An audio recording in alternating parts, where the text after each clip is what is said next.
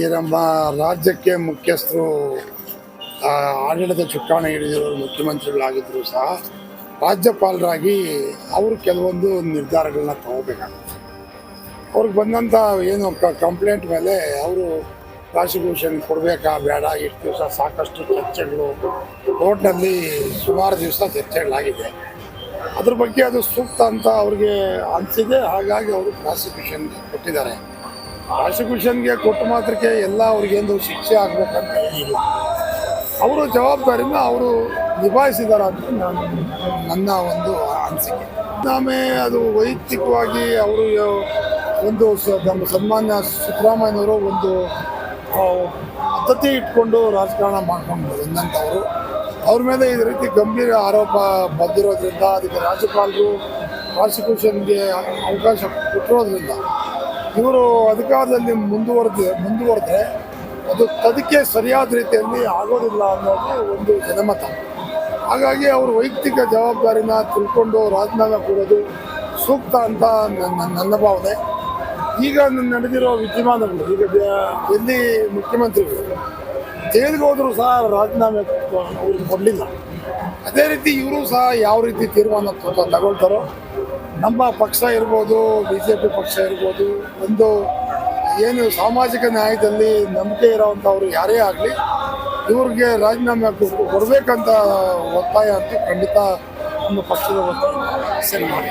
ಜನಪ್ರತಿನಿಧಿಗಳ ವಿಶೇಷ ನ್ಯಾಯ ಮೊದಲು ಜನಪ್ರತಿನಿಧಿಗಳ ವಿಶೇಷ ನ್ಯಾಯಾಲಯದಲ್ಲಿ ಯಾವುದು ಪ್ರಕರಣನೇ ಇರ್ತಿರ್ಲಿಲ್ಲ. ಈಗ ಅದು ಜನಪ್ರತಿನಿಧಿ ವಿಶೇಷ ನ್ಯಾಯಾಲಯ ಅದು ಏನು ಹಗರಣಗಳಿಂದ ಒಂದು ವಿಚಾರಣೆಯಲ್ಲಿ ಮುಳುಗಿ ಹೋಗಿದೆ.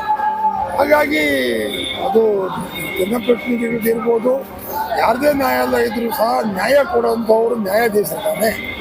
ಅವ್ರ ಕ್ರಮನ ಅವರು ಜವಾಬ್ದಾರಿಯಿಂದ ನಿಭಾಯಿಸಿದ್ದಾರೆ ಅಂತ ನಾಳೆ ಇದೆ ಸರ್. ಅದರಲ್ಲಿ ಸಿದ್ದರಾಮಯ್ಯ ತೀರ್ಪು ಏನು ಬಂದರೂ ಸಹ ಅದನ್ನು ಪರಿಪಾಲನೆ ಮಾಡೋದು ಜನಪ್ರತಿನಿಧಿಗಳ ಒಂದು ಆದ್ಯ ಕರ್ತವ್ಯ. ಅದು ಅವ್ರು ಮಾಡಲೇಬೇಕಾಗ್ತದೆ. ಈಗ ಪ್ರಾಸಿಕ್ಯೂಷನ್ ಅನುಮತಿ ಆಗಿದೆ. BJP ಹೋರಾಟ ಮಾಡೋದು ನಾನು ಹೇಳೋದು, ಈಗ ಹಿಂದೆ ನಮ್ಮ ಯಡಿಯೂರಪ್ಪನವರ ಮೇಲೆ ಸಹ ಆರೋಪಗಳು ಬಂದಿತ್ತು. ಅವತ್ತೆಲ್ಲ ಅವರು ರಾಜೀನಾಮೆ ಕೊಟ್ಟಿದ್ದಾರೆ.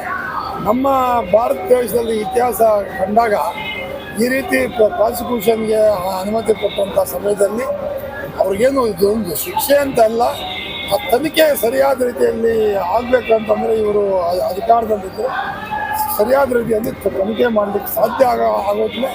ಹಾಗಾಗಿ ಇವರು ರಾಜೀನಾಮೆ ಕೊಡೋದು ಸೂಕ್ತ ಅಂತ ನನ್ನ SIT ಮೇಲೆ ತಮ್ಮ SIT ಅನ್ನೋದು ಮೊದಲು ಯಾವುದೋ ಒಂದು ವಿಶೇಷವಾದ ಪ್ರಕರಣದಲ್ಲಿ SITಗೆ ಕೊಡ್ತಿದ್ರು. ಈಗ ಪ್ರತಿಯೊಂದು ಪ್ರಕರಣವನ್ನು SITಗೆ ಕೊಡೋದ್ರಿಂದ ಈಗ ರಾಜ್ಯ ಪೊಲೀಸ್ ಇರ್ಬೋದು, COD ಇರ್ಬೋದು, ಬೇರೆ ಬೇರೆ ಪೊಲೀಸ್ ಅಧಿಕಾರಿಗಳ ಮೇಲೆ ಒಂದು ನಂಬಿಕೆ ಇಲ್ಲ ಅಂತಂದು ಅರ್ಥ. SIT ಕೂಡ ರಾಜ್ಯ ಸರ್ಕಾರದ ಅಡಿಯಲ್ಲೇ ಕೆಲಸ ಮಾಡೋದ್ರಿಂದ ಏನು ವಿಶೇಷವಾಗಿ ನಾವು ಅದಕ್ಕೆ ಒಂದು ನಾವು ಎಕ್ಸ್ಪೆಕ್ಟ್ ಯಾವ ತನಿಖೆ ಆಗಬೇಕು? ಈಗ ಇದನ್ನ ಏನು ಈಗ ಪ್ರಾಸಿಕ್ಯೂಷನ್ಗೆ ಅವರು ಅನುಮತಿ ಕೊಟ್ಟಿದ್ದಾರೆ. ಅವರೇ ಈಗ ರಾಜ್ಯ ಸರ್ಕಾರನೇ ತೀರ್ಮಾನ ಮಾಡಬೇಕಿತ್ತು ಯಾವ ರೀತಿ ಇದನ್ನು ತೀರ್ಮಾನ ತನಿಖೆ ಆದರೆ ಇದರಲ್ಲಿ ಸತ್ಯ ಹೊರಬರುತ್ತೆ ಅನ್ನೋದನ್ನ ರಾಜ್ಯ ಸರ್ಕಾರ, ಈ ಸರ್ಕಾರ ಆಗ್ಬೋದು, SIT ಕೂಡ ರಾಜ್ಯ ಸರ್ಕಾರದ ಅಡಿಯಲ್ಲೇ ಕೆಲಸ ಮಾಡೋದು. ಯಾವ ತನಿಖೆ ಆಗಬೇಕು ಅಂತ ಹೇಳ್ತೀರಾ? ಇಲ್ಲ, ನಮಗೆ ಇದನ್ನ ಮುಂದುವರೆದ ಭಾಗವಾಗಿ ಕೇಂದ್ರ ಸರ್ಕಾರದ ಅಧೀನದಲ್ಲಿರುವಂಥ ಯಾವ್ದಾರ ಸಂಸ್ಥೆಗೆ ಕೊಟ್ಟರೆ ಒಳ್ಳೆಯದು. ಅದಕ್ಕೆ ಯಾಕೆ ನಾನು ಹೇಳ್ತೀನಿ ಅಂತಂದರೆ, ಈಗ ವಾಲ್ಮೀಕಿ ಹಗರಣ ಆಯಿತು, ಸುಮಾರು 79 ಕೋಟಿ ರೂಪಾಯಿನ ಆಗಲ್ದು. ಅದು ನಮ್ಮ ರಾಜ್ಯ ಸರ್ಕಾರದಲ್ಲೇ ಅದ್ರ ಬಗ್ಗೆ ಅದ್ರಲ್ಲಿ ಯಾವುದೂ ಅಪರಾಧನೇ ಆಗಿಲ್ಲ, ಆ ದುಡ್ಡೆಲ್ಲ ವಾಪಸ್ ತೊಗೊಂಡ್ವಿ ಅಂತ ಆ ಮಂತ್ರಿನ ಮತ್ತು ಅಧಿಕಾರಿಗಳನ್ನ ರಕ್ಷಣೆ ಮಾಡುವಂಥ ಕೆಲಸ ಮಾಡಿದ್ರೆ ಅದೇ ಒಂದು ಬ್ಯಾಂಕ್ ಕಡೆಯಿಂದ EDಗೆ ರೆಫರ್ ಮಾಡಿದ್ರಿಂದ ಇವತ್ತಿನ ದಿವಸ ಅದರಲ್ಲಿ ಏನು ಸತ್ಯ ಹೊರಬರಲಿಕ್ಕೆ ಅದರಲ್ಲಿ ತಪ್ಪು ಮಾಡಿದಂಥವ್ರಿಗೆ, ಅಪರಾಧಿಗಳಿಗೆ ಇವತ್ತು ಸಹ ಜೈಲಿನಲ್ಲಿರುವಂಥ ಕೆಲಸ ಆಗಿದೆ. ಯಾರೇ ಆಗಲಿ ತಪ್ಪು ಮಾಡಿದವ್ರಿಗೆ ಅದು ಶಿಕ್ಷೆ ಆಗಲೇಬೇಕು. ಅದರಲ್ಲೂ ಇದು ಮೂಢ ಹಗರಣ ಇದೇನು ಹೊಸದಲ್ಲ. ನನ್ನ ಪ್ರಕಾರ ಇದು ಸಿದ್ದರಾಮಯ್ಯನವ್ರಿಗೆ ಆವತ್ತಿನ ದಿವಸ ಮಾಹಿತಿಗೆ ಬಂದಿತ್ತೋ ಇಲ್ಲೋ ನನಗಂತೂ ಗೊತ್ತಿರಲಿಕ್ಕಿಲ್ಲ. ಹಗರಣ ಆಗಿರೋದಂತೂ ಸತ್ಯ.